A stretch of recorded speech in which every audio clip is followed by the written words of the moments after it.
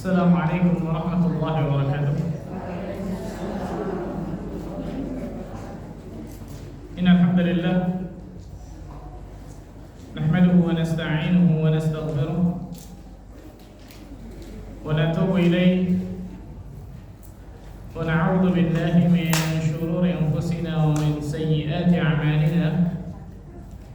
Man yahdihillahu fala mudilla lahu ومن يضلل فلا هادي له. أشهد أن لا إله إلا الله وحده لا شريك له وأشهد أن محمدا عبده ورسوله صلوات الله وسلامه عليه نبينا وحبيبنا محمد صلى الله عليه وعلى آله وصحبه وسلم. قال الله تعالى في كتابه الكريم: يا أيها الذين آمنوا اتقوا الله حق تقاته ولا تموتن إلا وأنتم مسلمون. أما بعد. Akhwati fiddin rahimakumullah, ibu-ibu sekalian yang semoga Allah tabaraka wa taala selalu memberikan keberkahan dalam kehidupannya. Alhamdulillah, kita bersyukur kepada Allah atas segala limpahan karunia dan nikmat yang Allah berikan kepada kita semua, sehingga pada kesempatan yang berbahagia ini Allah tabaraka wa taala masih terus melimpahkan berbagai macam nikmatnya, karunia-Nya kepada diri kita semua, sehingga kita dapat duduk hadir di tempat terbaik di atas muka bumi ini, yaitu fi baitin min buyutillah, di salah satu rumah dari rumah-rumah Allah Azza wa Jalla ini, untuk meningkatkan keimanan kita, meningkatkan ketakwaan kita kepada Allah Jalla wa Ala, duduk sejenak di majelis ilmu ini, dan semoga Allah Azza wa Jalla selalu berikan ilmu yang bermanfaat kepada kita semua. Allahumma amin.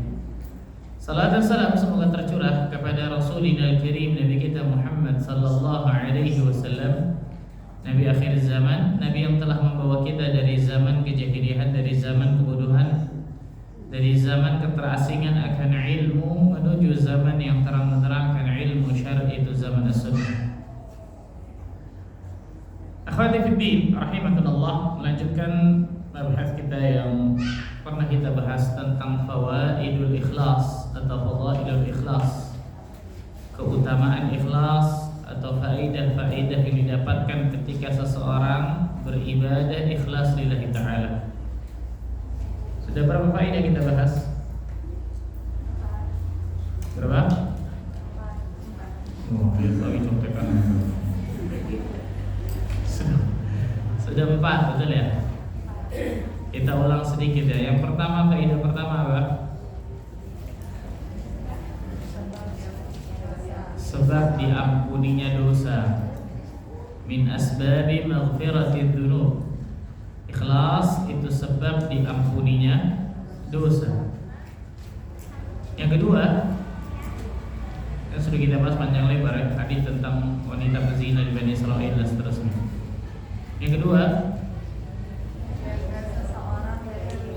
menjaga seseorang dari berbagai macam fitnah di atas muka bumi ini. Yang ketiga, contohnya kisah Nabi Yusuf sudah kita jelaskan ya. Yang ketiga, Allah Azza wa Jalla akan menaungi di bawah arsy-Nya Allah pada hari tidak ada naungan kecuali hanya naungan Allah Azza wa Jalla. Dan yang terakhir, yang keempat, amalan orang-orang ikhlas yang sifatnya duniawi akan bernilai pahala, akan diganjar pahala, bahkan pahala yang besar oleh Allah Azza wa Jalla. Jadi kita bahas panjang lebar tentang itu ya. Kita lanjutkan sekarang. Fawaidul ikhlas atau fadailul ikhlas yang kelima. Ikhlas membantu mewujudkan cita-cita.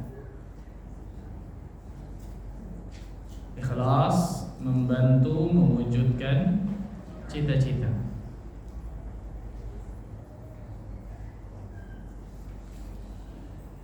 Banyak orang bercita-cita akan tetapi seringkali cita-cita tersebut tidak kandas, tidak terkabul. Nah, para ulama mengatakan salah satu di antara sebabnya bisa jadi cita-citanya tersebut kurang ikhlas atau niatnya tidak tulus, kurang tulus. Ada satu hadis, satu cerita yang sangat menarik luar biasa. Hadis yang sahih yang diriwayatkan Imam Nasa'i, disahihkan oleh Syekh Al-Albani rahimahullah taala, tentang kisah seorang Arab Badui yang datang kepada Nabi sallallahu alaihi wasallam. Arab Badui ini datang kepada Nabi sallallahu alaihi wasallam, kemudian mempunyai kisah yang tersendiri. Kita bacakan. Dari Shaddad ibn Al-Had radhiyallahu anhu, anna rajulan min al-A'rab jaa ila Nabi sallallahu alaihi wasallam fa amana bihi wattaba'a. Sesungguhnya ada seorang Arab Badui datang kepada Nabi sallallahu alaihi wasallam, beriman, mengikuti Nabi. Ini salah satu ciri sifat Arab Badui ini, orangnya jujur dan saklek. Tahu saklek kan? Bahasa apa saklek kan? Bahasa Betawi gitu. Tegas gitu. Jelas gitu. Tapi jujur, Masya Allah. Thumma qala, kemudian Arab Badui ini mengatakan, "Wahajiru ma'ak." Aku ingin berhijrah bersamamu wahai Rasul sallallahu alaihi wasallam. Fa'awsa bihi Nabi sallallahu alaihi wasallam ba'da ashabihi. Maka Rasul sallallahu alaihi wasallam meminta sebagian sahabat untuk memperhatikan orang ini. Berarti Allah azza wa jalla telah berikan wahyu ke Nabi sallallahu alaihi wasallam bahwa akan ada terjadi sesuatu yang istimewa bagi orang ini. Karena itu para sahabat diminta, atau beberapa sahabat diminta oleh Rasul sallallahu alaihi wasallam untuk ngikutin orang ini, memperhatikan orang ini. Jadi orang ini masuk Islam, hijrah, kemudian ikut jihad, ikut berjihad. Dalam sebuah riwayat disebutkan, kalau nggak salah perangnya ini perang melawan orang Yahudi. Perang apa namanya? Rasul sallallahu alaihi wasallam melawan satu daerah besar yang itu bentengnya Yahudi, negaranya Yahudi zaman dulu. Perang apa namanya? Masih roti merah semua. Nah, perang Khaybar. Perang Khaybar di tahun ke-7 Hijriah. Nah, perang Khaybar ini perangnya bukan satu hari, ibu-ibu sekalian. Perangnya itu kurang lebih sebulan lamanya. Karena Khaybar ini mempunyai banyak benteng. Kurang lebih ada 7 atau sampai 8 benteng. Menaklukkan benteng itu nggak mudah, luar biasa. Nah, Rasulullah SAW mengepung mereka, menghentikan semua pasokan logistik yang masuk ke benteng tersebut. Tapi di dalam benteng tersebut sudah ada persediaan, kan itu. Dan Khaybar ini negaranya sangat subur, luar biasa. Sangat subur, luar biasa. Sehingga ketika Khaybar ini taklukkan, disebutkan, apa kata Aisyah? Kami para sahabat ini baru bisa makan kurma secara kenyang setelah penaklukan benteng Khaybar. Coba bayangkan, luar biasa. Berarti 7 tahun di kota Madinah, banyak dari para sahabat yang hidupnya apa? Miskin. Subhanallah. Kami baru bisa makan kurma secara kenyang, banyak dapat ghanimah, banyak, luar biasa ketika penaklukan benteng Khaybar. Karena Khaybar ini kaya raya, luar biasa. Ini negaranya Yahudi zaman dulu, benteng Khaybar. Nah, orang ini disebutkan dalam riwayat Arab Badui ini ikut dalam perang Khaybar. Nah, perang Khaybar ini tadi menaklukkan satu benteng, besok lagi menaklukkan satu benteng, besok lagi, selama 1 bulan kurang lebih perang itu. Nah, Rasulullah sallallahu alaihi wasallam menyuruh sebagian sahabat untuk memperhatikan satu Arab Badui ini. Karena Rasul sallallahu alaihi wasallam sudah mengetahui dari Allah azza wa jalla bahwa akan terjadi sesuatu yang istimewa pada Arab Badui ini.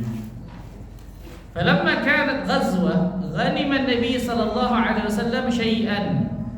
Maka ketika para sahabat mendapatkan ghanimah dalam peperangan, kan tadi saya katakan ya, benteng satu selesai ditaklukkan, maka Rasul sallallahu alaihi wasallam membagikan harta rampasan perang kepada para sahabat. Benteng satu selesai lagi, Rasul membagikan lagi harta rampasan perang kepada para sahabat. Nah, semua sahabat dapat. Faqasama wa qasama lahu. Fa'ata ashabahu ma qasama lahu. Maka kemudian salah satu Arab Badui ini atau Arab Badui ini dapat, karena semuanya pasti dapat. Diberikanlah oleh sahabat dari Nabi SAW kepada sahabat, sahabatnya dikasih ke Arab Badui itu. Falamma jaa dafa'uhu ilaihi faqal. Maka ketika Arab Badui ini dikasih harta rampasan perang, dia nanya, "Mahada? Apa ini? Apa ini?" Qalu qismun qasamahu laka Nabi sallallahu alaihi wasallam. Ini adalah bagian yang Rasul sallallahu alaihi wasallam berikan kepadamu. Yani semuanya sudah dapat maksudnya. Ini bagianku nih. Karena harta rampasan perang itu yang membagikan harus siapa? Panglima. Jadi kumpulkan semuanya dulu baru kemudian apa? Dibagi oleh Rasul sallallahu alaihi wasallam. Maka orang tersebut, Badui tersebut mengambil bagian dari harta rampasan perang tersebut, kemudian dia datang ke Nabi sallallahu alaihi wasallam. Lihat, perhatikan ya. Dia datang ke Nabi sallallahu alaihi wasallam. Ini syahid bahasan kita nih. Orang ini bertanya, "Ya Rasulullah, ma hadza?" Wahai Rasulullah, ini apa nih? Qasamtuhu lak, aku membagi untukmu karena semuanya sudah dapat. Engkau juga pasti harus dapat bagian. Ini yang saya katakan tadi. Kenapa saya ceritakan tadi Arab Badui itu jujur tapi saklek ini nih. Ma ala hadza ittaba'tuka. Aku ngikut engkau wahai Nabi, masuk Islam, hijrah, jihad, bukan gara-gara ini. Bukan gara-gara apa? Ini. Tapi apa? Walakinni ittaba'tuka ala an urmi ala an urma ila hahuna wa asyara ila halqi bisahmin fa amuta fa adkhulal jannah. Tapi aku ikut dengan dirimu jihad seperti ini wahai Rasul sallallahu alaihi wasallam agar anak panah ini terkena ke sini nih. Beliau menunjuk ke tangannya agar anak panah ini terkena ke tenggorokanku ini sehingga aku meninggal, aku mau masuk surga. Apa kata Nabi sallallahu alaihi wasallam mendengar pernyataan Arab Badui ini? Intasduqillah yasduq. Jika engkau jujur kepada Allah, perkataanmu jujur nih, maka Allah pun akan jujur kepadamu. Maksudnya Allah akan berikan apa yang kau cita-citakan tadi itu.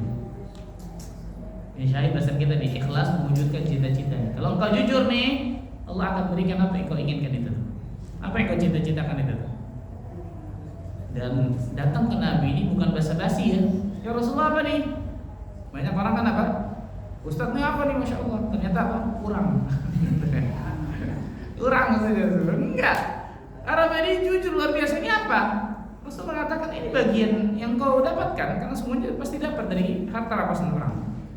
Karena seseorang ketika berjihad, dia boleh mendapatkan harta rampasan perang dengan syarat niatnya berjihad bukan untuk cari harta rampasan perang. Bisa dibedakan ya, subhanallah.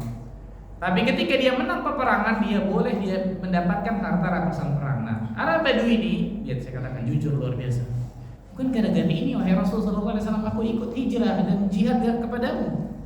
Tapi agar aku ikut jihad, anak panah ini menembus di leherku ini nih, meninggal masuk surga. Maka berlalulah kemudian perang lagi. Nah, saya katakan tadi, perang ini berhari-hari, betul ya? Menaklukkan benteng lagi besoknya, menaklukkan benteng lagi besoknya. Maka disebutkan subhanallah,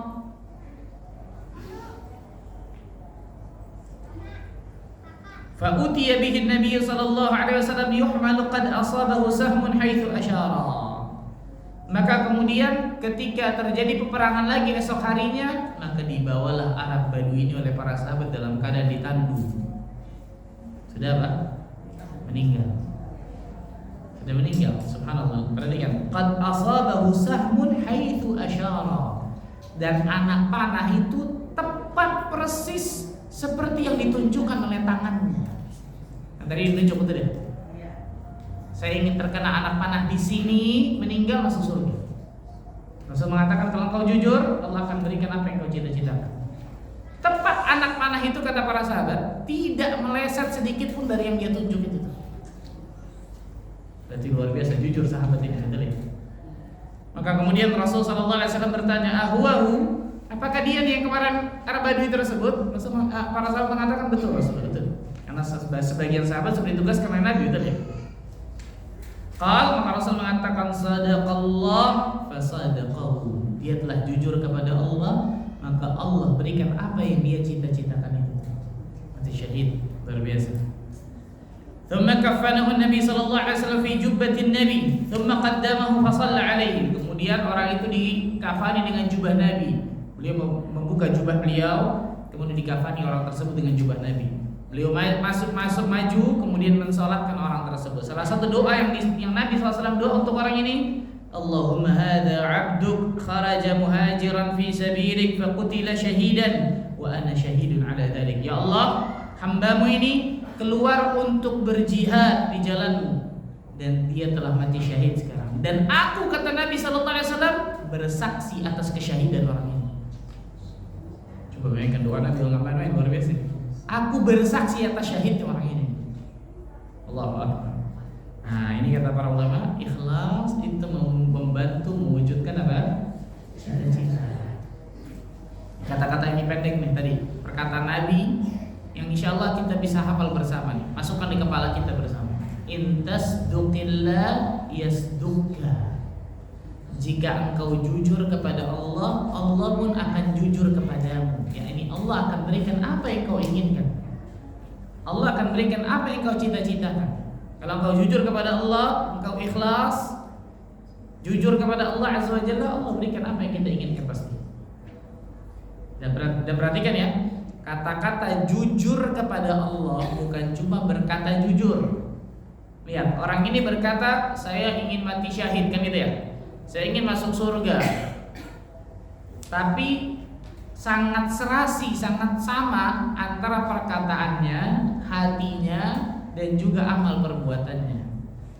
Makanya para ulama mengatakan as-sidqu ma'allah, jujur kepada Allah Azza wa Jalla itu keserasian antara lisan, hati, dan amal perbuatan. Sama, gak ada beda. Itu jujur kepada Allah.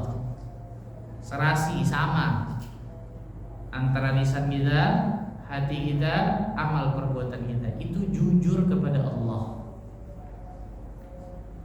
Nah, banyak kita nggak jujur kepada Allah. Makanya saya katakan nih, jujur itu bukan cuma ngomong jujur, bukan cuma berkata jujur. Itu salah satunya masuk, betul.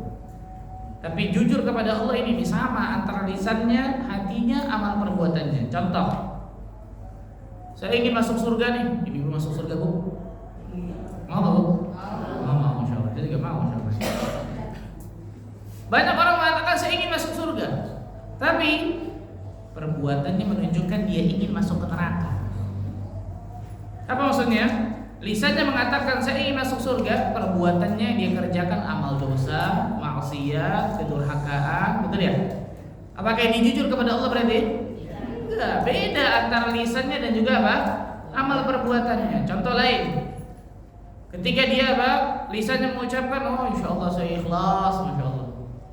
Betul ya? Melakukan ini ikhlas. Ingat, ikhlas itu bukan amalan lisan, tapi ikhlas itu amalan apa? Hati. Berbeda orang lisan mengatakan, oh ikhlas, insya Allah ikhlas, tapi hatinya apa? Tidak ikhlas. Tapi hatinya kemudian berharap kepada selain Allah, tidak tulus berharapnya kepada Allah Azza wa Jalla. Ini jujur? Tidak. Keserasian sama antara lisannya, hatinya, dan amal perbuatan. Itu jujur kepada Allah. Itu jujur kepada Allah. Orang yang hijrah misal, bertaubat dari perbuatan dosanya, kemudian dia ingin memperbaiki dirinya. Kalau dia jujur kepada Allah, Allah Azza wa Jalla akan berikan nikmatnya istiqamah dan nikmatnya hijrah kepadanya. Dengan syarat dia jujur kepada Allah. Berapa banyak orang kemudian dia ingin hijrah, dia ingin menjauh dari segala sesuatu yang perbuatan dosa, tapi nggak jujur. Contohnya, tidak ada usaha yang maksimal untuk menjauhi perbuatan dosa dan maksiat itu, kan gitu? Nggak ada usaha yang maksimal. Sudahlah, dengan takdir Allah saya berbuat dosa. Takdir gimana ceritanya, subhanallah. Nah, boleh kemudian seseorang apa? Menyandarkan perbuatan dosa yang dia lakukan kepada takdir, gimana ceritanya? Nah, ini jujur nih. Jadi kata-kata jujur ini luar biasa, masya Allah. Jujur kepada Allah. Contoh. Ada seseorang subhanallah ingin haji. Saya pernah ceritakan nggak maksudnya? Ingin haji dia. Setiap hari dia nabung 5.000, 10.000, 20.000. Tiap hari nabung. Kira-kira berangkatnya kapan?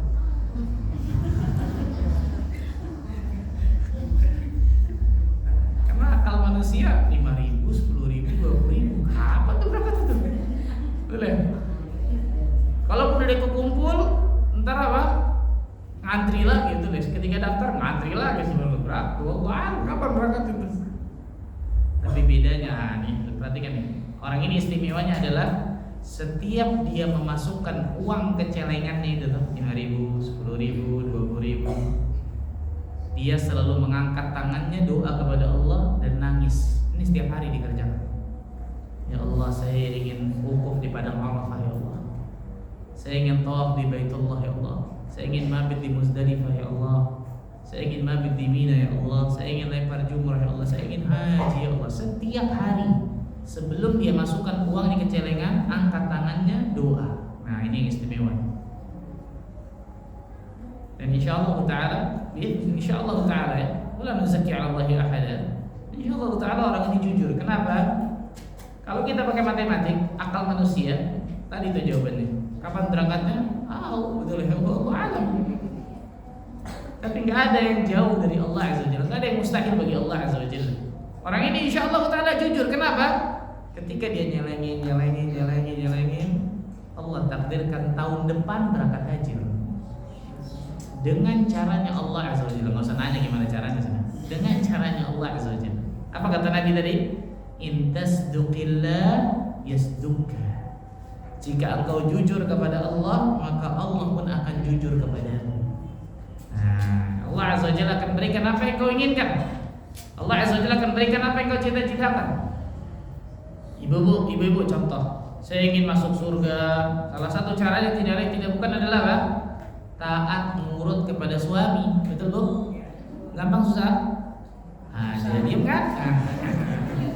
Diam kan jawabnya. Gampang susah? Jawabnya Makanya saya langsung tanya to the point aja lah. Berapa banyak kita lihat subhanallah seorang wanita yang bisa sholat 5 waktunya bahkan tepat tepat pada waktunya, bisa puasa, masya Allah puasa sunnah, bahkan bisa sholat malam luar biasa dari asap dan set. Tapi ternyata untuk taat kepada suaminya luar biasa berat. Betul ya? Apa kata Nabi ini nih? In tasduqillah yasduqka. Jika engkau jujur kepada Allah, maka Allah akan jujur kepadamu. Padahal kita tahu bersama Rasulullah SAW menegaskan dengan tegas luar biasa. Idza shallatil mar'atu khamsaha, apabila seorang wanita salat 5 waktunya, wa shamat syahraha, telah puasa Ramadan, wa hasanat farjaha, telah menjaga kemaluannya, menjaga harga dirinya, wa ata'at zawjaha, dan taat nurut kepada suaminya, jelas dalam perkara yang ma'ruf, yang baik, maka akan dikatakan kepada wanita tersebut, udkhulil jannati min ayyi abwabin syi'ti, masuklah engkau ke dalam surga dari pintu mana saja yang kau inginkan. Nah, dari pintu mana saja yang kau inginkan. Berarti salah satu cara untuk bisa dapatkan surga bagi seorang istri tidak bukan apa? Selain dia taat kepada Allah dan Rasulnya, taat kepada suaminya. Jelas sekali lagi dalam perkara yang ma'ruf, dalam perkara yang baik, betul ya? Berkhidmat kepada suaminya, memberikan yang terbaik kepada suaminya dan seterusnya. Berat Ustaz dan seterusnya. Betul. Mau dapatkan surga memang seperti itu. Mau dapatkan surga, mau istiqomah memang seperti itu. Yang mudah itu istirahat mudah, istiqomah susah. Nah, ini intasduqillah yasduqka. Jika engkau jujur kepada Allah, maka Allah akan jujur kepadamu. Nah, maka azamkan dari sekarang nih. Mulai sekarang nih, suami saya ngomong apapun, insya Allah saya ngomong iya mas, siap bang, masya Allah, betul ya? Walaupun nanti cuma seminggu. Kenapa? Ini nih, subhanallah. Berarti kan baik-baik. Intas, kata-kata Nabi SAW ini luar biasa. Kata-kata Nabi ini intas duqillah yasduqka, masuk ke dalam segala penjuru luar biasa. Masuk ke dalam segala aspek kehidupan kita. Masuk dalam aspek kehidupan kita semua. Engkau jujur kepada Allah, serasi antara lisanmu, hatimu, amal perbuatanmu, Allah akan berikan apa yang kau cita-citakan.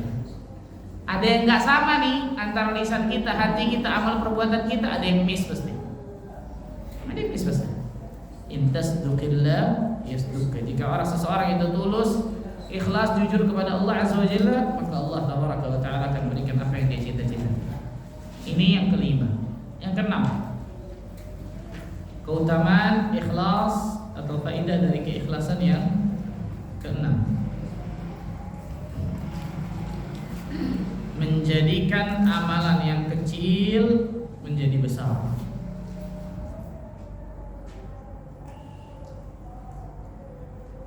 Menjadikan amalan yang kecil menjadi besar.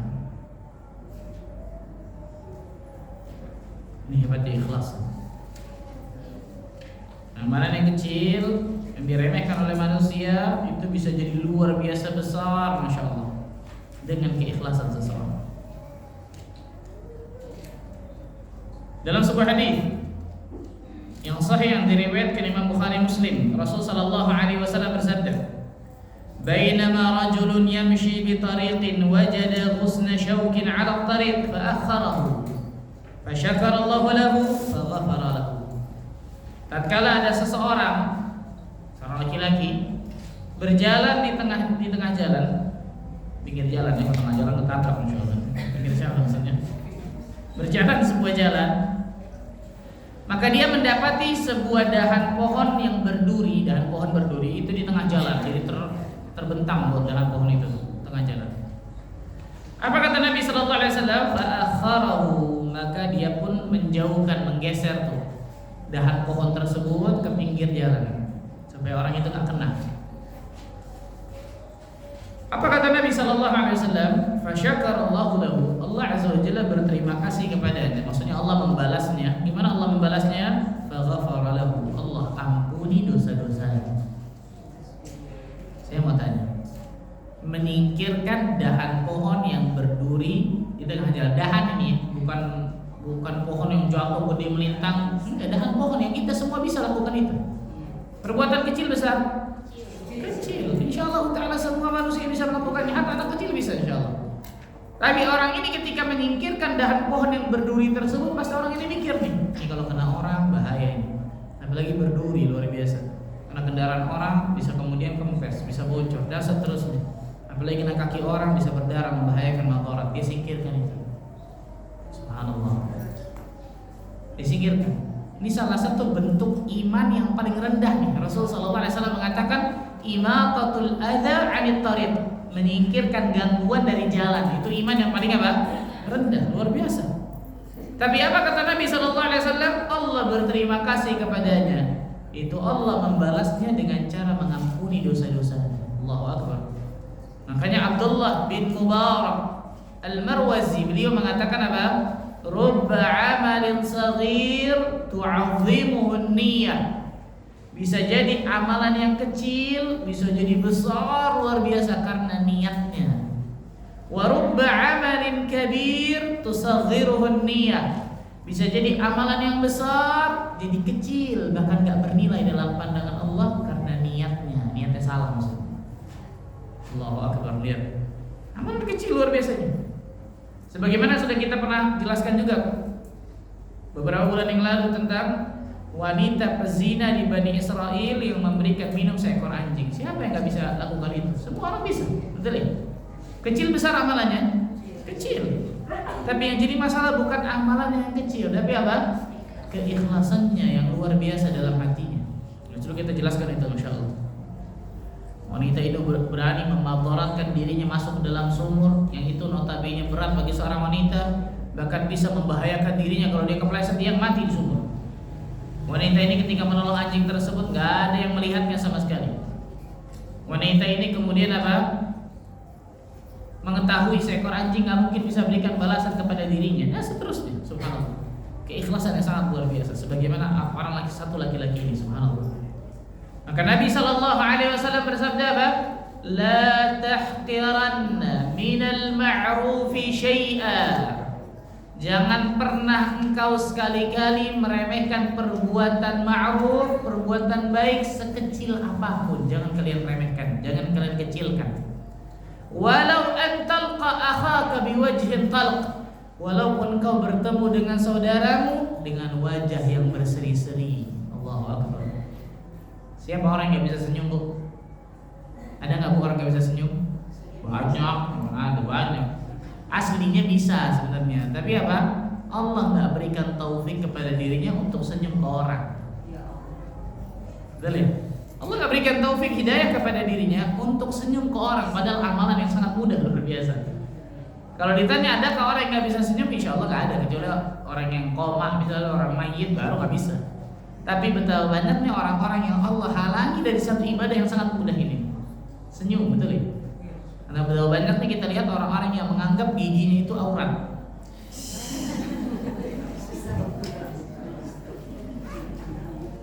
Ini jelas kepada sama jenis ya, laki-laki ke laki-laki, perempuan ke perempuan juga. Bukan kemudian apa, laki-laki ke perempuan, perempuan ke laki-laki, apalagi yang bukan mahram, nggak boleh jelas. Berapa banyak orang yang seperti itu, subhanallah. Sehingga untuk senyum beratnya luar biasa, subhanallah. Iya, subhanallah. Ada satu kaidah bagus, masya Allah. Kalau orang-orang di, nggak tahu ini ilmu marketing atau apa, subhanallah. Senyum, sapa, salam. Betul ya? Ini yang lakukan ini harusnya kaum muslimin, bukan cuma satpam di bank harusnya. Betul ya? Senyum, sapa, salam. Yang lakukan ini harusnya kaum muslimin ini. Rasul lakukan, Rasul contohkan ini semua nih. Contohnya nih, senyum. Walau antal ka'akhaka biwajhin talq, walaupun kau bertemu dengan saudaramu dengan wajah yang berseri-seri.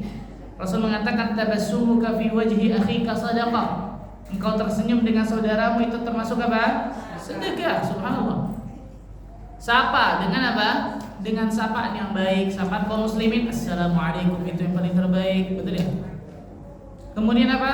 Salam. Salam bisa salaman, bisa assalamualaikum dan seterusnya kan gitu. Subhanallah. Tidaklah orang bisa melakukan ini nih kecuali orang tersebut insya Allah termasuk orang yang tawadhu. Karena nggak mungkin orang yang ujub, kibar, sombong bisa melakukan 3 hal ini, betul ya? Senyum kepada orang, apalagi orang yang mungkin di bawahnya strata sosialnya, sapa dengan senyum luar biasa, salaman dan seterusnya, apalagi sampai memeluk orang, nggak bisa kecuali orang yang tawadhu. Saya ketemu dengan salah satu syekh besar luar biasa di Saudi. Lagi sholat nggak sengaja, subhanallah. Biasa di kampus itu ada kedatangan tamu-tamu yang ulama besar. Ketika sholat isya, saya nggak sadar di barisan saya, di samping saya orang Afrika. Orang Afrika itu lucu-lucu, subhanallah. Orang Afrika itu mungkin mengenal syekh ini, tahu syekh ini.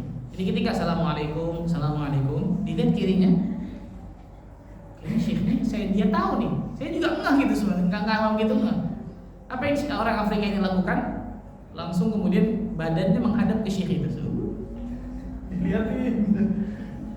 Lihatin, ini lucu-lucu orang Afrika. Lihatin, baru assalamualaikum ya syekh. Oh, ini syekh Saleh ini luar biasa. Orang besar di Saudi, main-main. Lihat, ini syekh ini nggak kenal ini orang Afrika siapa, nggak tahu siapa. Tapi ketika orang Afrika ini kita assalamualaikum ya syekh. Syekh itu lagi zikir. Lihatin orang lain, lihatin zikir. Lagi zikir kemudian apa? Waalaikumsalam. Dia pegang tangannya, dia keluarkan senyum yang biasa, dia tepat mata kepala semua. Dikeluarkan senyum yang sangat luar biasa, dipandang orang tersebut. Ahlan wa sahlan, gimana kabar? Bahasa Arab ya. Kaif halak, gimana kabarnya? Dari mana antum dan seterusnya, bayangkan. Kalau ditanya orang ini, siapa yang kenal orang ini sebenarnya? Tapi syekh ini luar biasa ulama ini, lihat. Akhlak. Nah, ini penting. Karena kita tidak tahu amalan mana yang kita lakukan yang ternyata memberatkan timbangan amal kebaikan kita di kelak nanti di hari kiamat ya. Maka Rasul mengatakan la tahqiranna, jangan pernah kalian sekali-kali menyepelekan, mengecilkan minal ma'rufi syai'an, dari perbuatan baik sekecil apapun jangan pernah kalian remehkan. Contohnya walau antalqa akhaka biwajhin talq, walaupun kau bertemu dengan saudaramu dengan wajah yang berseri-seri. Siapa yang akan menyangka dengan senyuman yang kita keluarkan dari hati kita yang paling dalam, ikhlas lillahi ta'ala, ternyata itu yang bisa menyelamatkan kita dari adab Allah tabaraka wa ta'ala. Siapa yang akan menyangka tadi laki-laki yang menyingkirkan dahan pohon yang berduri kecil di jalan, ternyata itu yang menjadikan dosa-dosanya diampuni oleh Allah. Siapa yang akan menyangka, subhanallah, seorang wanita pezina di Bani Israel yang memberikan minum seekor anjing, Allah ampuni dosa-dosanya, bahkan setelah itu dia menjadi orang yang sangat istiqamah membenci dari perbuatan zina, dia jauh itu semua. Tidak ada bisa nyangka, subhanallah. Maka dua nih, jangan pernah remehkan perbuatan kecil sedikit apapun, jangan pernah remehkan perbuatan dosa sekecil apapun. Dua-duanya nggak boleh kita remehkan. Wah, cuma begitu doang, nggak bisa. Akan cuma dosa kecil lah, bosan tinggal istighfar taubat, nggak ada. Perhatikan baik-baik. Orang yang beriman tidak akan pernah meremehkan dua hal ini. Tidak akan pernah meremehkan dua hal ini, karena dia tidak akan tahu perbuatan baik yang mana yang ternyata Allah terima, yang itu ternyata bisa memberatkan timbangan amal kebaikannya di hari akhirat, yang menyelamatkan dirinya dari azab Allah. Dan dia tidak akan tahu perbuatan dosa yang mana yang ternyata ketika ditimbang itu memberatkan timbangan amal keburukannya. Yang dengan itu ternyata Allah lempar dia ke neraka. Dia nggak tahu. Maka seorang mukmin adalah seorang yang tidak pernah meremehkan perbuatan baik ataupun perbuatan buruk. Nggak pernah diremehkan. Apalagi ketika perbuatan baik itu dilakukan dengan ikhlas lillahi ta'ala. Luar biasa. Ada satu jalan ibu. Jadi jalannya agak ke bawah, kemudian beloknya agak nikung.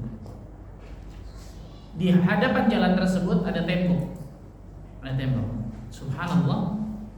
Di tembok itu tuh ada orang nempel pakai karton biasa. Subhanallah.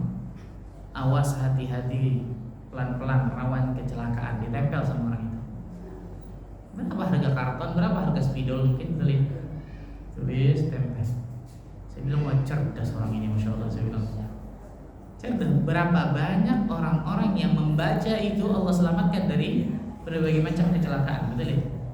Dan selama, perhatikan nih, selama kertas itu atau karton itu masih menempel di situ, selama itu dia masih dapatkan pahala. Bahkan kata para ulama, kalau seandainya karton itu sudah hancur nih, kena air, mungkin kena hujan dan seterusnya, hilang, orang masih ingat nih, betul ya? Pokoknya pelan-pelan nih, soalnya pernah ada peringatan, betul ya? Dia akan masih dapatkan pahala walaupun dia sudah meninggal itu. Maka saya katakan cerdas orang ini, luar biasa, pintar, masya Allah. Maka seorang mukmin adalah seseorang yang cerdas mencari di mana ada pahala-pahala Allah yang bisa dia dapatkan itu.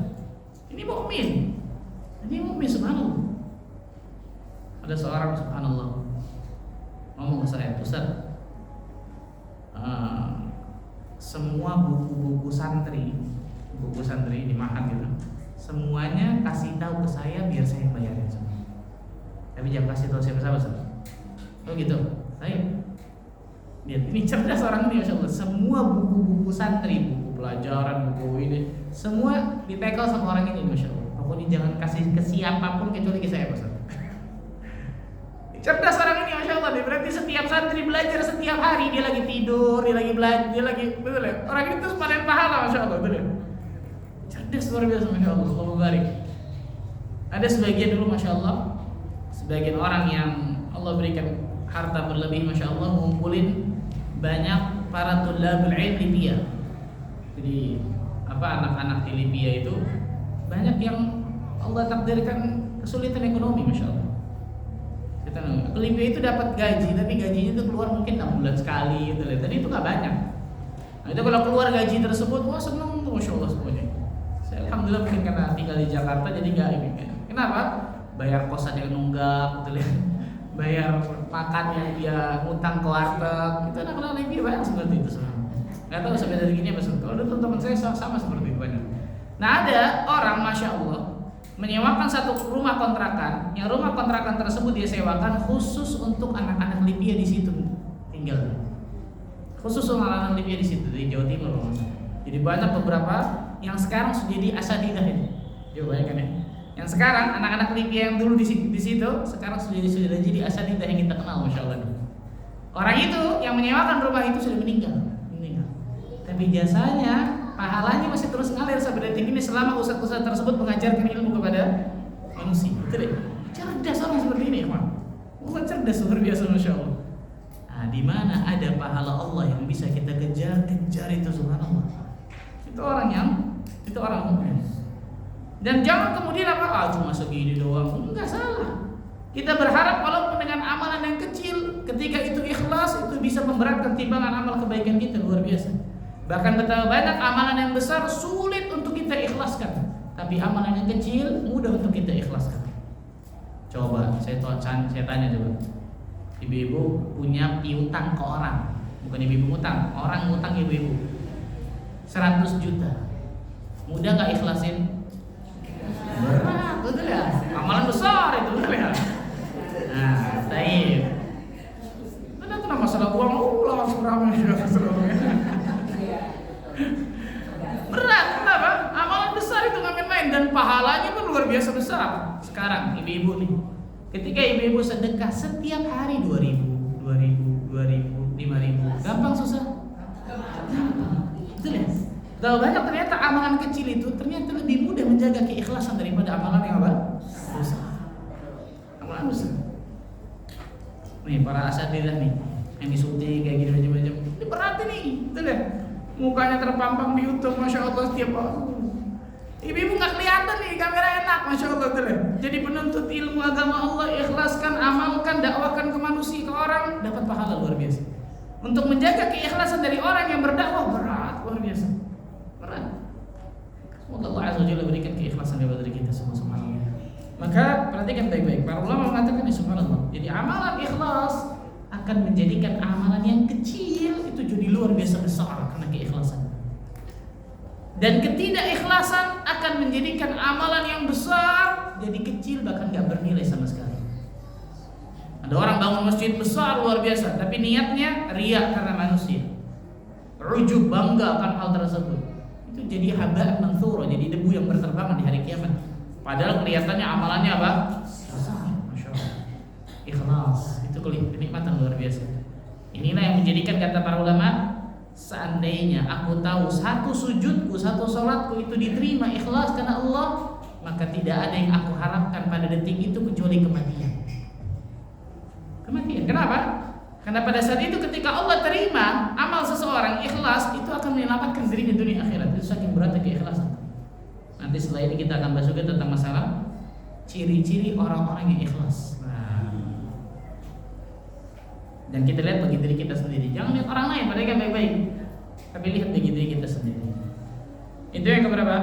6. Yang ke-7, ikhlas menyebabkan selamat dari berbagai macam kesulitan yang menimpa.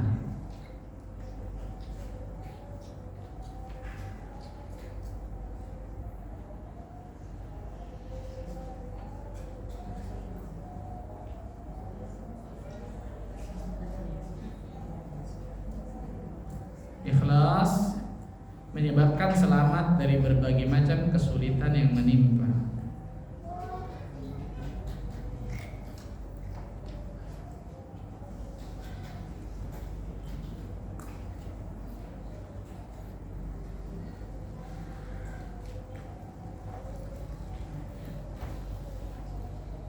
Hadis yang ma'ruf tentang 3 orang yang terkurung di dalam gua.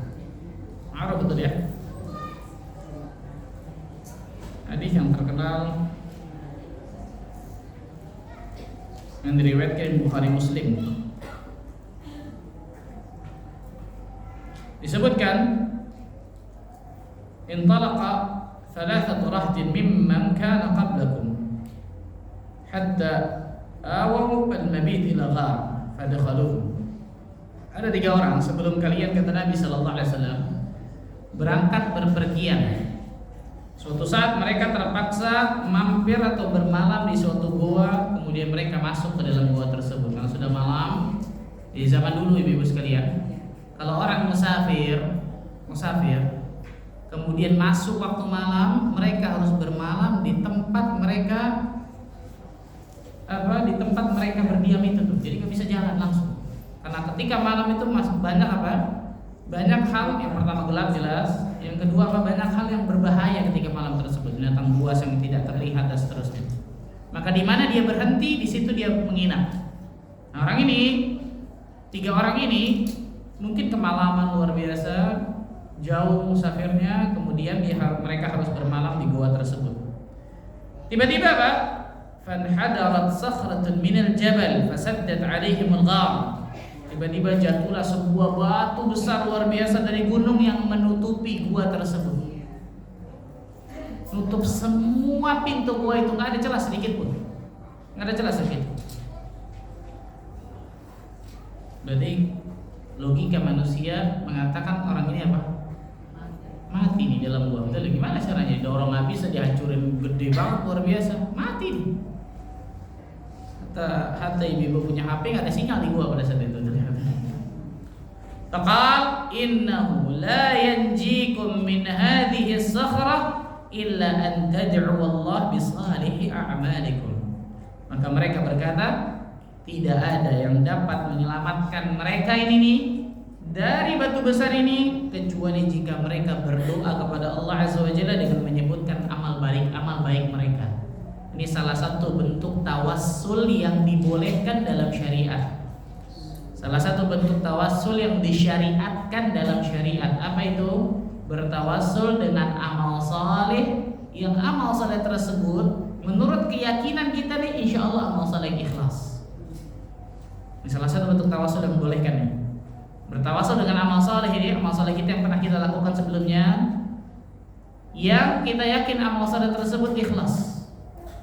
Maka 3 orang tersebut menyebutkanlah dari amal-amalan yang mereka anggap amalan tersebut insya Allah amalan yang ikhlas. Mereka nggak tahu nih, tapi mereka anggap. Mereka berprasangka besar, mudah-mudahan ini amalan yang ikhlas, yang ini bisa menyelamatkan diri mereka. Maka mereka menyebutkan, kemudian mereka doa kepada Allah. Faqala rajulun minhum, salah satu dari mereka mengatakan, Allahumma kana li abawan syaikhani kabiran. Ya Allah, aku mempunyai 2 orang tua yang sudah sepuh. Subhanallah. Berarti amalan pertama ini birrul walidain, berbakti kepada kedua orang tua ini luar biasa, masyaallah. Aku punya 2 orang tua yang sudah sepuh, sudah tua, ya Allah. Wa kuntu la aghbiqu qablahuma ahlan wa malan. Dan aku tidak pernah memberi minum susu di malam hari kepada siapapun sebelum memberikan minum kepada kedua orang tuaku. Jadi di perah susu yang paling pertama dia kasih nih adalah kedua orang tuanya. Kedua orang tuanya, subhanallah. Tidak keluarganya, tidak anak istrinya dulu, orang tuanya dulu didahulukan. Kemudian apa? Fana abi fi talabi syai'in yawman. Maka pada suatu hari, falam urih alaihi hatta nama. Pada suatu hari aku agak telat pulang dalam mencari kayu bakar, sehingga aku pulang agak larut 3 malam, dan ternyata aku dapati di rumahku orang tuaku sudah tidur. Maka kemudian aku tetap memerah susu tersebut. Kemudian apa? Aku ingin memberikannya susu ini kepada kedua orang tuaku, tapi aku tidak ingin membangunkannya. Dan aku ingin memberikan minuman ini kepada kedua orang tuaku dulu sebelum keluargaku dan budakku. Karena itu yang terbiasa dia lakukan, kan itu.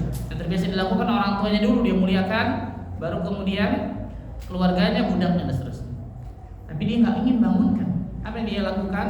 Maka dia tunggu di samping orang tuanya, berharap orang tuanya bangun di tengah malam. Karena biasa orang tua kan biasa suka bangun malam, gitu ya. Mungkin kamar mandi dan seterusnya. Padahal anak-anakku kemudian menangis di samping. Tapi aku ingin dahulukan orang tua. Subhanallah, luar biasa. Ini sering kita dengar, subhanallah ya. Tapi kalau ini kejadian sama kita, kayaknya kita nggak lakukan ini, insyaallah. Betul loh? Oh tidur, ya udah tidur selesai. Ini yang menjadikan amalan istimewa ini, betul ya? Dia tunggu kedua orang tuanya di sampingnya, dan Allah takdirkan malam itu tidak bangun orang tuanya kecuali subuh hari. Berarti semalaman, luar biasa. Maka kemudian aku berikan kedua orang tua itu susu yang pertama, baru aku berikan kepada keluargaku dan budakku. Orang itu doa kepada Allah. Orang itu doa kepada Allah Azza wa Jalla. Apa dia doa? Allahumma in kuntu fa'altu dzalika ibtigha'a wajhik fafarrij 'anna ma nahnu fihi min hadhihi as-sakhrah. Ya Allah, kalau aku lakukan itu ikhlas karena-Mu ya Allah, tolong selamatkan kami dari batu besar ini ya Allah. Apa itu? Bergeser batu itu. Ini enggak masuk akal nih, betul ya? Bergeser sedikit batu itu tapi belum bisa keluar. Enggak masuk akal, gimana caranya subhanallah? Masa Pak Ustaz cuma doa doang? Nah, ini bedanya keyakinan, iman. Makanya dalam Islam yang pertama itu bukan akal tapi iman. Setelah iman baru akal. Yang akalnya jangan dibuang. Tapi jangan gunakan akalnya untuk mempertentangkan syariat, jangan. Tapi gunakan akalnya untuk bisa memahami agama Allah. Itu istimewa. Karena banyak orang zaman sekarang sok pintar. Kenapa saya katakan sok pintar? Wah ini nggak masuk akal, Ustaz, saya nggak mau terima. Siapa Anda? Lebih pintar daripada Nabi SAW, lebih pintar daripada para sahabat, lebih pintar daripada ulama terdahulu. Kan nggak mungkin, betul ya? Nggak mungkin. Orang sama sekarang pintar, ujung-ujungnya kebelinger. Kepintaran ujung-ujungnya kebelinger. Akhirnya apa? Syariat agama Allah dan Rasul ditolak cuma gara-gara akal yang picik. Na'udzubillah min dzalik. Berapa banyak orang ini takdisul akal, mengagungkan akal berlebihan. Bergeser. Orang yang kedua, waqala al-akhar, Allahumma kanat li bintu ammi kanat ahabban nasi ilayya. Orang kedua itu mohon doa, ya Allah, Dahulu aku punya putri dari pamanku yang aku sangat menyukainya. Aku sangat mencintainya. Putri dari paman. Berarti apa? Sepupu. Berarti sepupu mahram atau bukan? Bukan mahram. Berarti kan baik-baik nih. Di Indonesia ini Masya Allah, sepupu, cipika-cipiki, sepupu, cium tangan. Sepupu itu bukan mahram. Lihat. Putri dari pamanku yang aku sangat mencintainya. Yang maksudnya apa? Dia ingin menikah dengan putri pamannya ini, berarti dengan sepupunya. Boleh gak berarti nikah sepupu? Boleh, karena bukan mahram. Apa arti bukan mahram itu apa? Saya mau tanya, ibu-ibu sama suami ibu mahram bukan? Kalau mahram gak boleh nikah berarti. Nah, apa arti mahram? Laki-laki yang haram dinikahi oleh wanita itu. Berarti kalau bukan mahram, laki-laki yang tidak haram dinikahi oleh wanita itu. Betul ya? Suami itu bukan mahram, tapi lebih dari mahram. Mahram gak boleh melihat dari ujung kepala sampai ujung kaki, tapi seorang suami boleh melihat dari ujung kepala sampai ujung kakinya istrinya, kan gitu. Nah ini sepupu itu bukan mahram, makanya boleh nikah. Tapi qadarullah, cinta bertepuk sebelah tangan. Betul ya? Apa itu? Fa'aradtuha an nafsiha. Ketika aku menginginkan putri dari pamanku ini, aku ingin menikahinya, ternyata dia menolak. Dia menolak. Tiba-tiba di satu waktu, subhanallah, berlalu beberapa tahun, datanglah putri pamanku ini kepadaku karena butuh uang. Kalau ketika kepepet semua dia halal, ya nggak boleh diperhatikan nih, nggak boleh. Datanglah kemudian wanita ini, kemudian apa? Dia minta bantuan kepadaku. Maka aku mengatakan, boleh aku bantu, tapi dengan syarat engkau mau tidur dengan diriku. Kesel dia mungkin. Betul ya, zaman dulu ketika ditolak, sekarang boleh aku bantu, tapi engkau tidur dengan diriku. Fa'ataituha 20 wa 100 dinar ala an tukhalliya baini wa baina nafsiha. Aku memberikan 120 dinar kepadanya, tapi dengan syarat dia mau tidur dengan diri kita berzina. Nauzubillah haram. 120 dinar, perhatikan ya, bukan 120 ribu nih. 1 dinar 4/4 gram emas. Sekarang emas berapa gram bu? Apa kalau emas nasional berapa gram kan? Berapa gram? Berapa gram? Berapa duit 1 gram? Berapa? 2,5 juta. Coba kita hitung ya. Nasar ya. 4/4 gram emas, 4,25 berarti. 4,25 dikali 2,5 juta, betul? Ingat kalau ini Masya Allah ibu. 10.625. Itu 1 dinar. Itu satu apa? Dinar. Dikali berapa kali? 120. Berapa? Ini banyak banget Masya Allah. 1 miliar, betul ya? 1,2 M, 1 miliar 275 juta. Nah, dia datang, ini kenapa saya gini kan? Supaya kita tahu nih, oh 120 dinar. Berapa 120 dinar? Ya betul ya? Bukan 120 ribu, Masya Allah. 1,2 M, kan? Saya kasih 1,2 M dengan syarat kau zina dengan diriku. Karena wanita ini terpaksa, sudah. Dia lakukan apa yang dia inginkan. Tapi subhanallah, apa kata orang ini? Ketika aku sudah berada di atasnya, maka wanita ini berkata, La ahillu laka an taqubbal khatam illa bihaqqihi. Jangan engkau buka atau pecahkan cincin kecuali dengan haknya. Ini perkataan luar biasa Masya Allah. Maksudnya apa? Bukan dengan perzinahan seperti ini, itu dengan menikah baru benar. Ketika engkau memecahkan cincin, maksudnya memecahkan mungkin keperawanan seorang wanita, tapi dengan berzina dosa besar luar biasa. Jangan kau pecahkan cincin atau membuka tutup sesuatu kecuali dengan haknya pernikahan maksudnya. Apa kata dirinya? Perhatikan, ini istimewa nih. Fataharrajtu minal wuqu'i 'alaiha. Maka tiba-tiba tubuhku gemetar, takut. Ini orang zaman dulu nih, subhanallah. Ketika dikatakan ittaqillah, bertakwa engkau kepada Allah. Takut engkau kepada Allah, jangan engkau pecahkan cincin kecuali dengan haknya, takut gemetar. Padahal orang ini sudah ada di atas nih, subhanallah. Maka kemudian apa? Fansaraftu anha wa hiya ahabbun nasi ilayya wa taraktu adh-dhahab allati a'taituha. Maka aku berpaling darinya padahal dia wanita yang sangat aku cintai dan aku berikan 120 dinar itu kepadanya. Ya. Ini kata para ulama, hadis Nabi SAW menyebutkan apa? Man hamma bi sayyi'ah. Barang siapa yang berniat melakukan keburukan, falam ya'malha, tapi dia enggak lakukan keburukan itu. Nah, tadinya niat melakukan keburukan nih. Tapi dia nggak jadi lakukan keburukan itu. Kenapa? Karena Allah, takut kepada Allah. Enggak, ini dosa ini. Gimana sudah niat nih? Sudah niat, tapi ketika dia ingin melakukannya, enggak, ini dosa, nggak boleh. Dia tinggalkan itu karena Allah. Maka akan dicatat dia mendapatkan 1 pahala full tanpa dikurangi. Coba kan istimewa. Orang ini sudah berniat awal untuk keburukan, betul ya? Berzina tadi. Tapi ketika wanita itu mengatakan ittaqillah, bertakwa engkau kepada Allah, jangan engkau pecahkan cincin kecuali dengan haknya. Takut langsung gemetar luar biasa. Dia tinggalkan padahal dia wanita yang sangat dia cintai, dia berikan 120 dinar itu kepada orang itu, kepada wanita itu. Ya Allah, dia berdoa nih, Allahumma in kunta fa'altu dzalika ibtigha'a wajhik fafruj 'anna ma nahnu fihi min hadhihi as-sakhra. Kalau apa yang aku lakukan itu ikhlas karena ya Allah, tolong buka pintu gua ini ya Allah. Maka bergeser sedikit, belum bisa keluar. Allahu Akbar.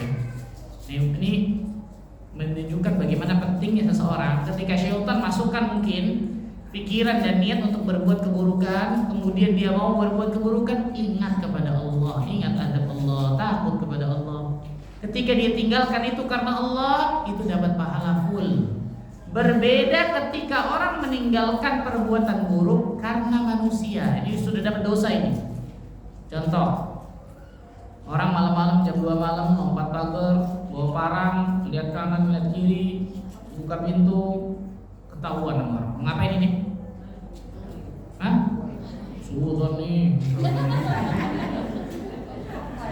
Jam 2 malam nggak mungkin ngamuk, betul, mustahil. Jam 2 malam pakai parang lagi, subhanallah, lihat kanan kiri, pakai topeng, maling gitu ya. Tapi ketika mau buka pintu, ketahuan sama penghuni rumah, kabur.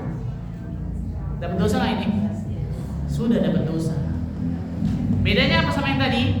Karena ini meninggalkan, dia nggak jadi maling karena manusia, bukan karena Allah. Betul? Paham? Kalau tadi ketika dia mau berzina dikatakan bertakwa engkau kepada Allah, gemetar dia takut kepada Allah. Dia tinggalkan itu karena Allah, dapat pahala. Nah, bedakan ini. Jadi ketika seorang berniat keburukan, pada saat itu belum dicatat keburukan. Beda ketika orang berniat kebaikan, baru niat sudah dapat apa? Pahala 1, betul ya? Ketika dia lakukan kebaikan itu akan dikalikan 10 kali lipat sampai 700 kali lipat, bahkan lebih dari itu. Nanti di bawah ada, Masya Allah. Nah, ini istimewa, Masya Allah. Kemudian yang ketiga, yang terakhir, doa kepada Allah. Faqala tsalits, Allahumma inni istajartu ujara fa'ataituhum ajrahum. Ya Allah, dahulu aku memperkerjakan beberapa pegawai, lantas aku berikan gaji kepada mereka. Nah, ini penting nih. Bagi para owner, bagi para orang yang punya bisnis, berbuat baiklah kepada para pegawai. Berbuat baiklah kepada para pegawai. Salah satunya nih, Rasul mengatakan apa? Berikanlah gajinya, upahnya sebelum keringatnya kering. Subhanallah.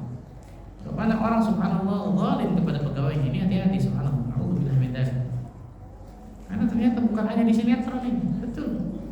Saya dapatkan misal ada seorang ART yang bekerja di satu rumah 6 bulan nggak digaji-gaji kecuali sedikit-sedikit. Wah, kalau digaji semua Pak Ustaz bisa kabur Pak Ustaz. Gimana ceritanya nih? Dosa besar yang naudzubillah min dzalik ini. 6 bulan nggak digaji kecuali sedikit buat jajan dia. Gimana ceritanya? Kecuali orang itu yang mau misalnya ditahan supaya kemudian supaya dia nggak boros, itu lain cerita. Ini nggak dikasih gaji lah, Allah wala quwwata illa billah. Lihat ini. Orang ini ketika memperkerjakan orang, memperkerjakan pegawai, lantas aku memberikan gaji kepada mereka. Berarti nggak zalim, masya Allah, adil. Ghaira rajulin wahidin taraka alladhi lahu wa dhahaba. Kecuali satu orang yang ketika selesai pekerjaan dia tiba-tiba jalan aja begitu aja pergi. Padahal gajinya belum saya kasih. Maka kemudian dari gaji orang ini saya kembangkan. Subhanallah ya. Allah takdirkan ketika orang ini mengembangkan gaji dari pegawainya, maka ternyata gajinya tersebut menjadi banyak luar biasa. Menjadi banyak luar biasa. Hatta Kathurat minhul amwal, sampai harta itu jadi banyak. Yang tadi cuma gaji dikit, dia kembangkan, dia putar, jadi banyak luar biasa. Maka disebutkan terus, kemudian satu hari datanglah kemudian yang tadi itu. Betul udah lama nih. Wahai fulan, berikanlah gajiku yang dulu yang aku belum minta kepadamu. Maka kemudian apa? Orang itu menunjuk itu tuh. Satu lembah itu punya engkau semua. Satu lembah itu isinya apa? Isinya unta, sapi, kambing, dan juga budak. Orang ini kaget, bener. Wahai fulan, jangan bercanda nih. Jangan kau bercanda kepada aku, kasih gajiku, aku ingin jalan. Oh, enggak, aku enggak bercanda. Itu gajimu semua. Dari mana? Gajimu aku putar, subhanallah. Aku putar dan Allah takdirkan karena lihat orang ini amanah berarti deh. Padahal kalau dia mengatakan, "Nih gajimu nih." Betul ya? Kan dia putar pakai gaji orang, betul ya? "Nih gajimu, yang ini punya dia." Selesai. Orangnya enggak tahu kok, betul ya? Tapi dia amanah, jujur dia, subhanallah. Aku kembangkan hartamu, ternyata jadi segitu terus, masya Allah. Satu lembah isinya unta, sapi, kambing, budak, bayangkan. Maka kemudian orang itu mengambil semuanya tanpa menyisakan satupun. Ya Allah, nasib subhanallah. Ngambil semua, wala satu dikasih itu lihat. Tapi ikhlas berarti orang ini maksudnya, betul ya? Ya Allah, kalau aku lakukan itu karena ya Allah, tolong buka pintu gua ini. Bergeser gua, pintu gua tersebut, orang ini bisa keluar tiga-tiga. Syahid dari bahasan kita, 3 amal yang dilakukan oleh orang ini semuanya ikhlas karena Allah Azza wa Jalla. Dengan ikhlas inilah yang akan menyelamatkan diri mereka dari berbagai macam kesulitan yang menimpa mereka. Ibu-ibu sekalian, kita hidup di atas muka bumi ini gak mungkin gak ada ujian, gak mungkin gak ada cobaan, gak mungkin gak Allah berikan musibah kepada kita. Mustahil. Kita hidup di atas muka bumi pasti diuji, pasti dapat nikmat, pasti berbuat dosa dan seterusnya, kan gitu. Tapi yang jadi masalah ketika Allah berikan ujian, apa sikap kita? Sabar atau tidak? Ridha akan takdir Allah atau tidak? Husnudzan, berbaik sangka kepada Allah atau ternyata buruk sangka kepada Allah, kan gitu ya? Ngedumel, benci akan takdir Allah dan seterusnya. Nah, salah satu hal yang bisa kita lakukan untuk menghadapi ujian dan cobaan tersebut, amal-amal saleh yang kita berprasangka amal saleh tersebut ikhlas. Kita boleh berdoa kepada Allah, ya Allah, kalau amalku itu ikhlas, ya Allah, keluarkan aku dari musibah ini, ya Allah. Keluarkan aku dari ujian yang menimpa aku ini. Walaupun di kepala kita ini udah buntu nih. Nah, terkadang kita lebih mengutamakan, lebih kemudian mengagungkan akal kita daripada kemudian pintu langit yang kita ketuk, subhanallah. Ini salah. Nah, ini disebutkan para ulama, ikhlas itu dapat apa? Menjadikan berbagai macam kesulitan, memberikan jalan keluar, keselamatan dari berbagai macam kesulitan yang menimpa. Yang keberapa? Yang ke-8. Sebab husnul khatimah. Ikhlas itu sebab husnul khatimah.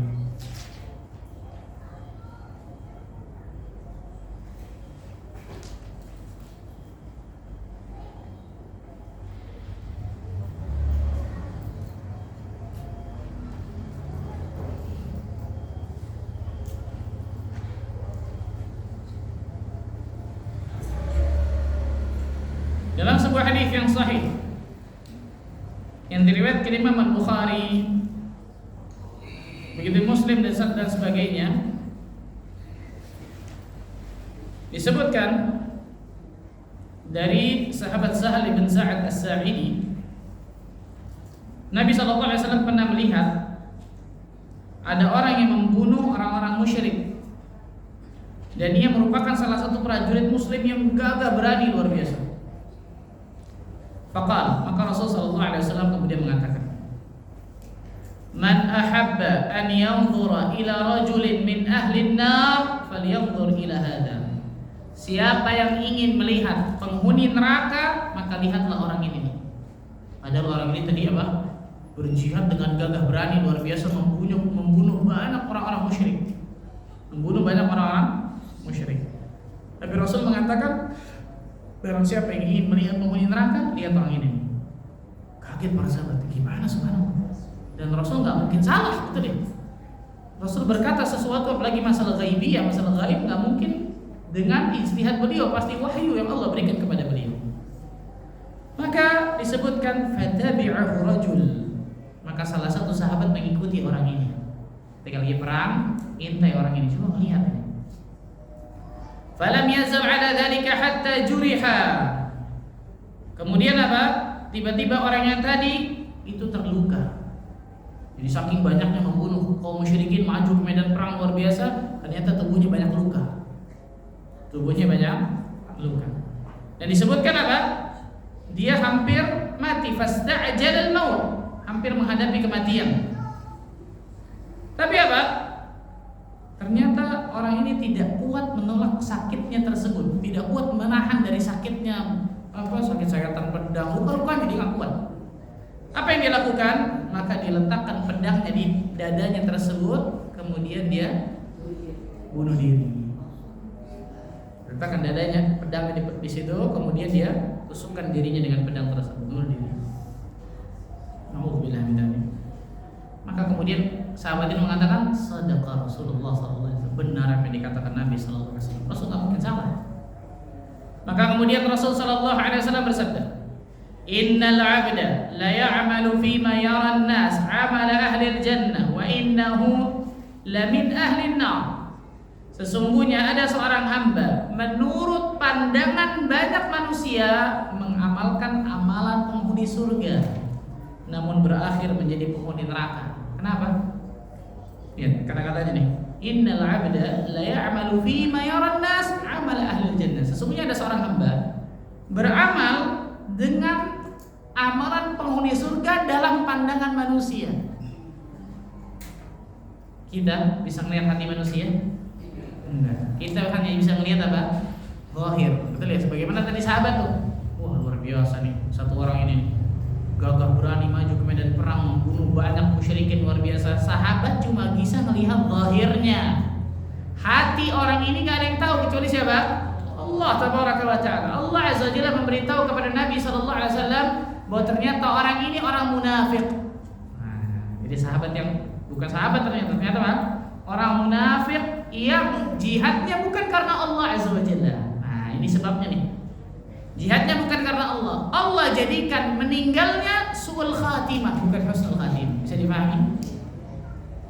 Perhatikan ini. Makanya kata-kata Nabi di sini, Innal 'abda la ya'malu fima yara an-nas 'amali ahli al-jannah. Sungguh ada seorang hamba menurut pandangan manusia itu banyak mengamalkan amalan penghuni surga. Padahal ternyata apa? Wa innahu la min ahli an-nar. Padahal ternyata dia termasuk penghuni neraka. Dan sebaliknya wa ya'malu fima yara an-nas 'amala ahli an-nar wa huwa min ahli al-jannah. Dan sebaliknya ada seorang hamba menurut pandangan manusia melakukan amalan-amalan penghuni neraka, namun ternyata berakhir menjadi penghuni surga. Wa innamal a'mal bi khawatimiha. Sesungguhnya amal itu tergantung akhirnya, tergantung penghujungnya. Nah, maka ini penting nih Ibu sekalian. Kalau kita melihat mungkin orang yang berbuat keburukan, maksiat, dosa, jangan cela orang itu. Tapi doakan agar Allah berikan hidayah kepadanya.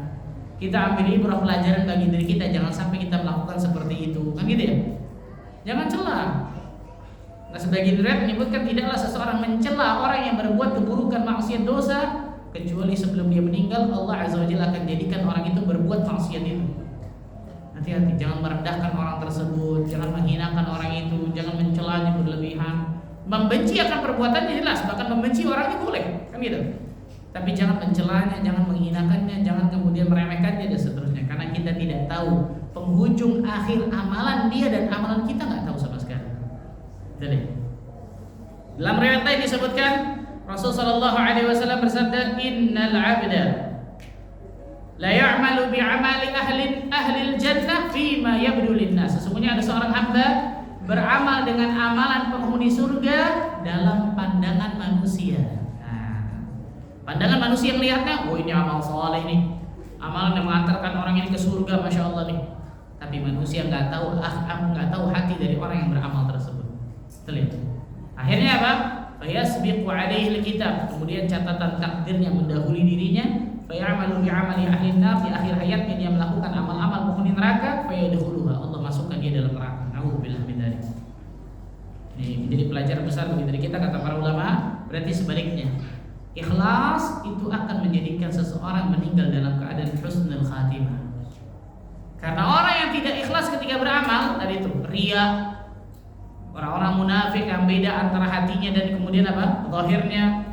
Orang-orang yang riya dalam beramalnya, mau dilihat orang, mau dipuji orang, mau disanjung orang, itu ternyata menjadikan orang tersebut bisa mati dalam keadaan su'ul khatimah. Dan sudah kita sebutkan di antara kiat-kiat agar selalu ikhlas, takut akan su'ul khatimah. Masih ingat? Masih ingat? Ya, namanya manusia, tempatnya lupa, salah, dalam apa-apa, Masya Allah. Salah satu kiat agar apa? Agar selalu ikhlas dalam amal saleh kita, takut akan su'ul khatimah. Bayangkan ketika kita berbuat amal saleh, ternyata amal saleh tersebut tidak ikhlas, detik itu Allah wafatkan kita, gimana tuh? Na'udzubillah min dzalik. Takut akan su'ul khatimah.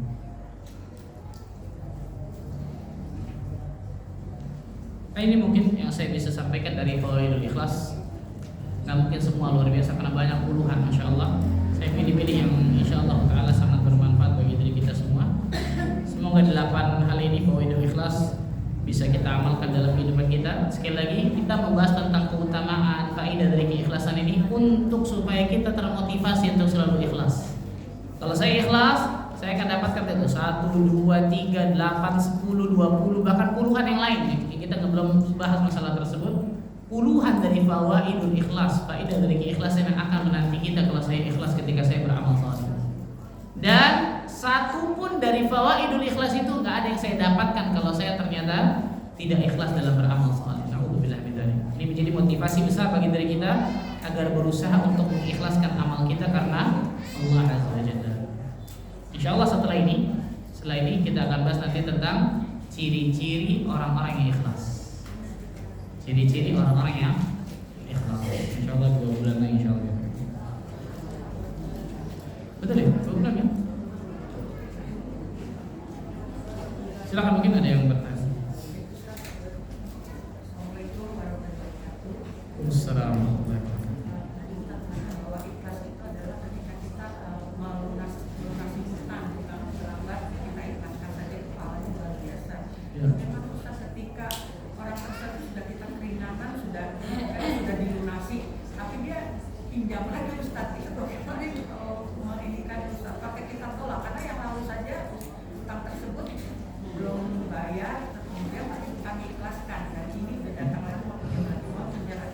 Nah, ini penting.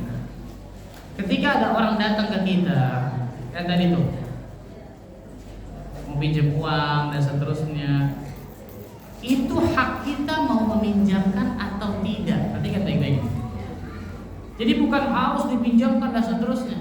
Nggak ada datang masalah tersebut. Apalagi kalau kita tahu orang tersebut ketika pinjam hilang, betul ya? Pinjam habis itu apa? Seakan-akan kita yang pinjam, susah luar biasa ditagihnya, betul ya? Ketemu melengos, betul ya? Dan seterusnya. Maka tidak ada kewajiban kata para ulama kita meminjamkan uang kepada orang seperti ini. Bahkan Syekh Muhammad bin Shalih Al-Utsaimin mengatakan kalau orang tersebut memang sudah terbiasa, jadi kebiasaannya ketika pinjam nggak bayar, pinjam selalu nggak bayar, jangan pinjamkan kata Syekh. Kenapa? Karena seperti ini tidak memberikan efek jerah kepada dirinya, tidak menjadikan dirinya apa? Berubah kan gitu ya. Jadi nggak ada kewajiban kita berarti harus minjemin kan enggak? Gitu. Misal seseorang ketika datang dia meminjam kan, akuan saya nggak bisa pinjemin, mungkin saya hanya kasih yang saya bisa kasih ini. Boleh. Ini nggak ada keharusan kemudian kita harus pinjemin ketika datang gitu. Tapi kalau kita meminjamkan harus siap resikonya. Jadi kan? Jangan ngedumel ketika pinjemin apa? Jangan subhanallah ya. Karena kita tahu nih orang, betul ya? Kecuali orang yang memang amanah, benar, jujur, seterusnya. Ketika pinjam kemudian mengembalikan dengan baik, adabnya masya Allah bagus, dan seterusnya. Ini lain cerita seperti ini. Wallahu a'lam. Waalaikumsalam.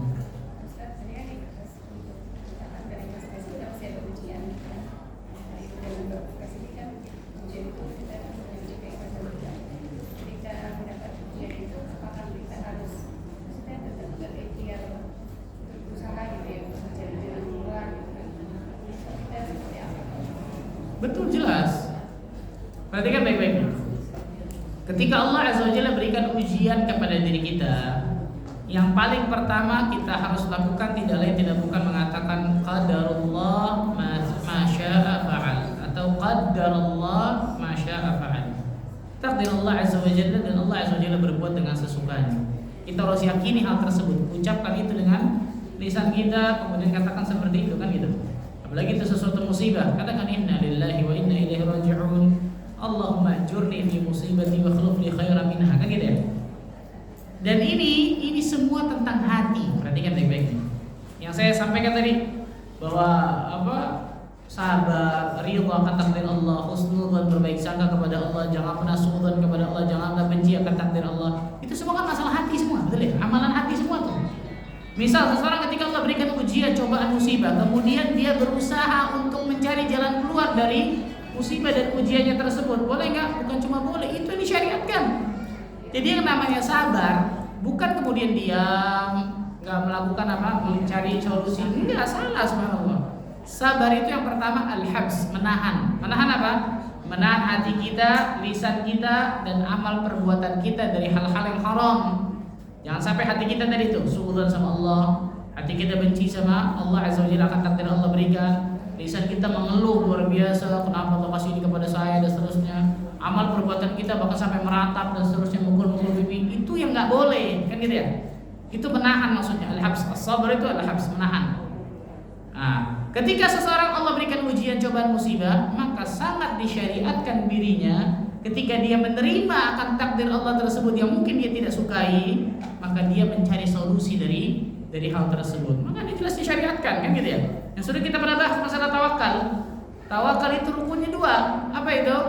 Akhdul asbab, mengambil sebab, bahasa kita ikhtiar, betul ya? Usaha, baru setelah itu apa? Tafwidul amr ila Allah, menyerahkan urusannya kepada Allah. Pasrah baru, kan gitu ya? Nah, sama seperti ini. Ketika Allah berikan ujian, cobaan, musibah, maka dia berusaha dengan sekuat tenaga agar mencari solusi dari ujian ini nih, keluar dari ujian ini. Tapi ingat, yang bisa berikan solusinya, kunci jawabannya hanya Allah. Maka hati seorang manusia ketika Allah berikan ujian dan cobaan harus bergantungnya kepada siapa? Allah, bukan kepada makhluk. Berapa banyak ketika Allah berikan ujian, cobaan, musibah yang terbetik dalam pikiran kita, oh fulan nih kayaknya bisa bantu saya nih. Oh fulan nih orang kuat bisa bantu.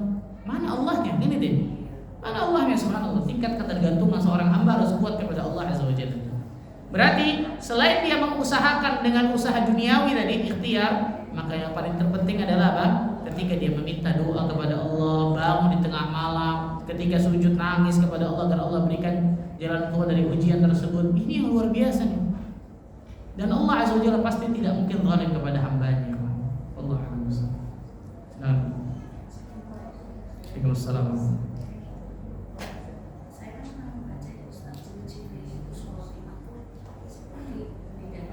Keringat itu. Apa? Haus. Maksudnya haus nggak betul atau Masya Allah. Terus. Masya Allah. 5 menit sebelum meninggal itu Ustaz, pegangan tangan saya cuma bilang, mama saya haus, saya sembuh. Kalau aku langsung Ustaz, dia masuk ICU 5 menit, kemudian dinyatakan meninggal ya Ustaz. Terus pertanyaan saya, kalau ciri-ciri seperti itu gimana sih Ustaz? Apa semua timah? Nah, yang pertama jelas, yang tahu secara pasti orang tersebut husnul khatim itu jelas Allah Taala. Itu yang pertama. Yang kedua, Nabi SAW menyebutkan di antara tanda-tanda husnul khatim ada banyak, masya Allah. Salah satunya mautul mu'min bi'araqil jabin, hadits sahih. Kematian seorang mukmin ketika dahinya itu berkeringat peluh. Salah satu tanda-tanda husnul khatim. Betul, ini sahih kalau yang seperti ini. Meninggal kemudian dahinya apa? Keringat, masya Allah. Itu salah satu tanda-tanda husnul khatimah. Ada banyak, ada puluhan tanda-tanda husnul khatimah. Ini salah satunya saja. Tapi yang paling terpenting tadi, anak ibu tadi 9 tahun, masya Allah, tabarakallah. Yang pertama itu tabungan buat ibu, jelas. Itu tabungan buat ibu. Siapapun kata para ulama atau kata hadis menyebutkan ketika seorang mengandung kemudian anak tersebut meninggal misal dalam kandungan atau ketika lahir dan seterusnya, maka itu jadi tabungan. Jadi tabungan bagi apa? Orang tuanya.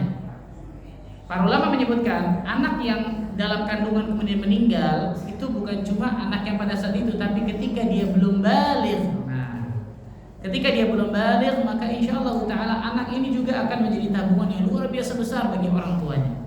Dengan syarat, sekali lagi nih, dengan syarat apa? Orang tua tersebut ridha akan takdir Allah, sabar akan ujian yang Allah berikan kepadanya. Kan gitu ya? Itu yang paling terpenting, subhanallah. Maka itu jelas itu tabungan ibu, masya Allah luar biasa bagi nanti di akhirat.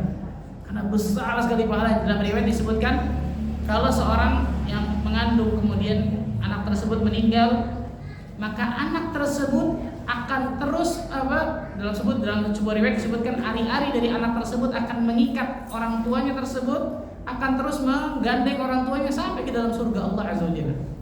Subhanallah. Fi ma'ana hadis, banyak hadis tentang masalah tersebut. Dan kata para ulama yang seperti ini bukan hanya anak yang meninggal dalam kandungan, tapi insyaallah taala semua anak yang meninggal sebelum baligh. Sebelum apa? Sebelum baligh. Makanya itu tabungan berharga. Dari satu sisi sedih betul, subhanallah. Tapi dari satu sisi yang lain, seorang orang tua bisa jadi bersyukur karena tabungannya tersebut yang sangat istimewa. Nah, subhanallah, saya punya teman, dia lahir, masya Allah, anak itu lahir dengan Allah takdirkan organnya gak sempurna. Ada yang ini, wah luar biasa. Akhirnya apa? Harus operasi. Allah takdirkan baru 3 hari meninggal. Bayangkan 3 hari meninggal. Ketika saya cerita ke orang, masya Allah, ada satu orang ngomong bagus dan masuk kayak gitu. Ketika saya cerita, kesian, saya bulan begini. Oh, masya Allah.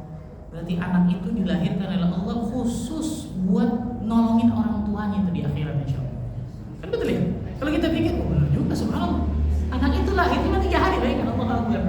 Anak itu lahir, kemudian apa? Meninggal, subhanallah. Dan saya lihat teman mata kepala saya, masya Allah, kecil tersebut meninggal. Memang anak itu lahir khusus untuk tabungan orang tuanya berarti.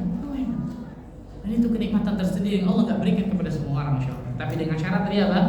Ridha akan takdir Allah, sabar akan ujian yang Allah berikan, walaupun itu berat. Itu kehilangan anak luar biasa berat, masya Allah. Tapi ingat, wal akhiratu khairu wa abqa. Akhirat itu jelas lebih baik dan lebih kekal bagi kalian. Harapkan pahala dari musibah yang Allah Azza wa Jalla berikan kepada diri kita tersebut, masya Allah.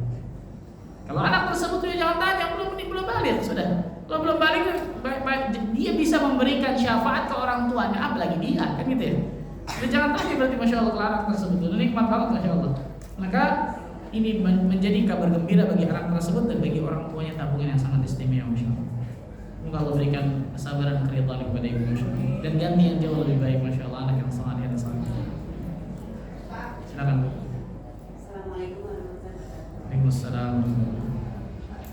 Beberapa hari yang lalu ada saudara anak yang meninggal. Jadi beliau itu kan semuanya disolatkan di masjid. Kebetulan yang menyolatkan itu kebanyakan ikhwan gitu. Kebetulan kita saudara dari mereka yang kawan ingin juga menyolatkan gitu.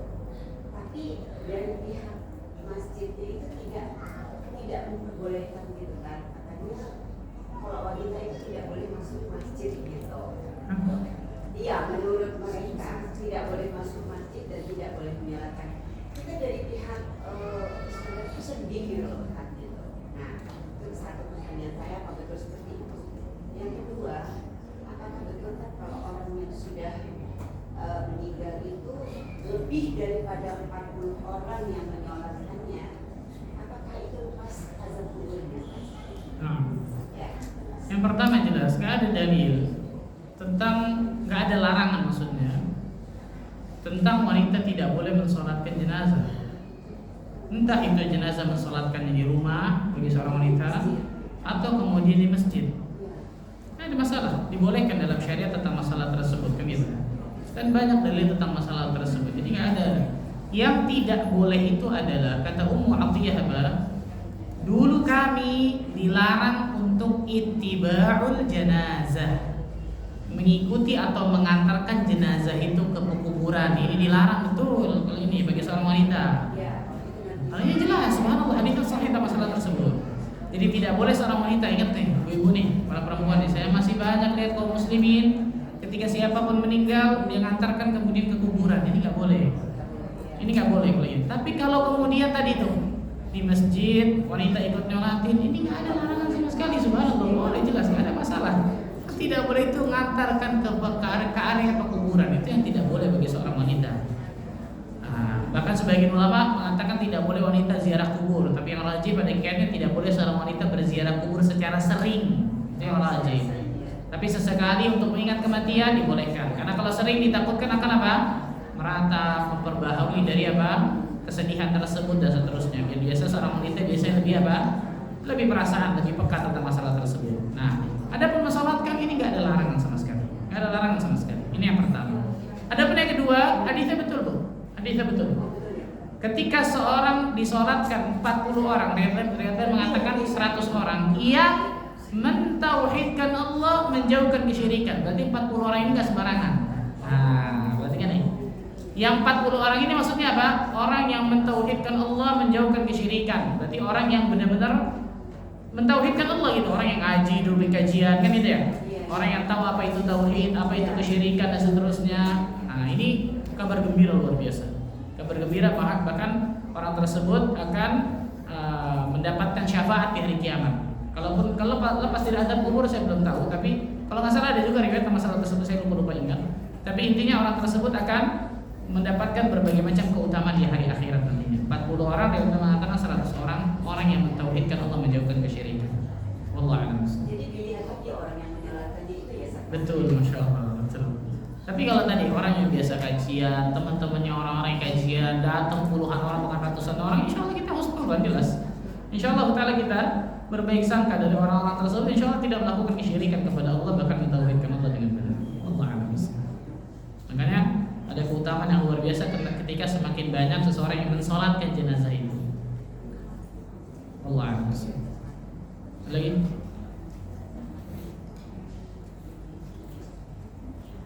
Alhamdulillah sudah pada ikhlas, masya Allah ibu. Semoga dari kita bisa termasuk golongan hamba-hamba Allah yang selalu memberikan hidayah taufik untuk mengikuti siratal mustaqim sampai nantinya Allah wafatkan dari kita semua dalam keadaan husnul khatimah, dan Allah azza wa jalla masukkan dari kita semua dalam surga firdaus yang tanpa hisab dan tanpa adab. Subhanallah wa bihamdihi, subhanallahi wa bihamdika, asyhadu an la ilaha illa anta, astaghfiruka wa atubu ilaik. Assalamualaikum warahmatullahi wabarakatuh. Ini ada hadiah bagi yang bertanya tadi. Yang bertanya tadi 4 orang, pas 4 orang itu insyaallah. Barakallahu.